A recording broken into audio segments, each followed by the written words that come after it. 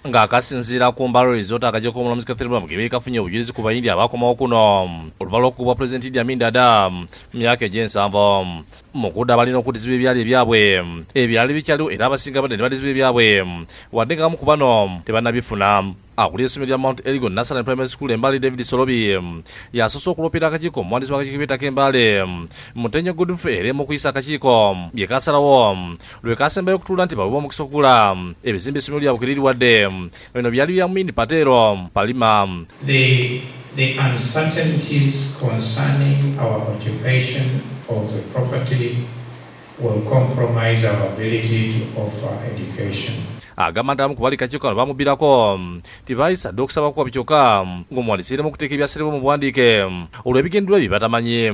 Solobi asibye akakiiko abamugemeri okumuyambako okulaba nga bassa akazito ku muwandiisi ono assa ebyaserebo mu buwandiike. So our appeal to this commission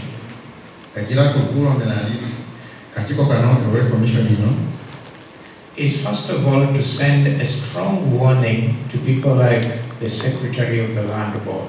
Azze kuyamba asimana afanga naye akakiiko akavunaanyizibwa ku bintu by'abayindi abagobwa aka Department Asiatic Soldiers Board kamu olukusa okuddukanya ekimu ku bizimbe byali by'abayindi ku ploti 16 North Road Embale. Agamba nti okuva abayindi lwe baddizibwa kuno basanze okusomozebwa kw'amaanyi okuva mu bayindi abatali mu bifula bannannyini bizimbe mwakolera kyokka nga si batuufu. Amanyo nali nfuda amanyo bagajjamu by'owashipu sikyaliralugalu naye bonna bali bulumi ekintu kyemazeeko okuba 7 nkajiriddeko buno tuli bulumi bw'amaanyi nnyo. Alina agamu ku mannya gamenyi nga kubaddeko Patero Palima ng'oluusi agenda okukeera nga bataddewo abasirikale okumulemesa okukola emirimu gye. Yajja ng'agamba nti yafuna Paul Anthony agamba ekizimbe yakirikuzeesinga. Azibye akakiiko okukola ekisaanidde okulaba nga ayambibwa ku bayindi bano. Omuyindi Patero Palima ayogerwako naye aweereddwa omukisa okuwuzawo nga yeeganye byonna ebimwogeddwako.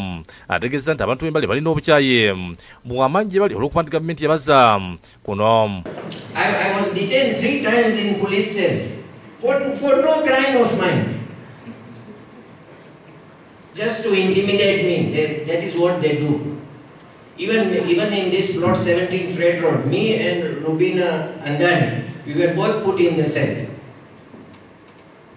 Have you complained to custodian board in the past in writing, or you just choose to go to court?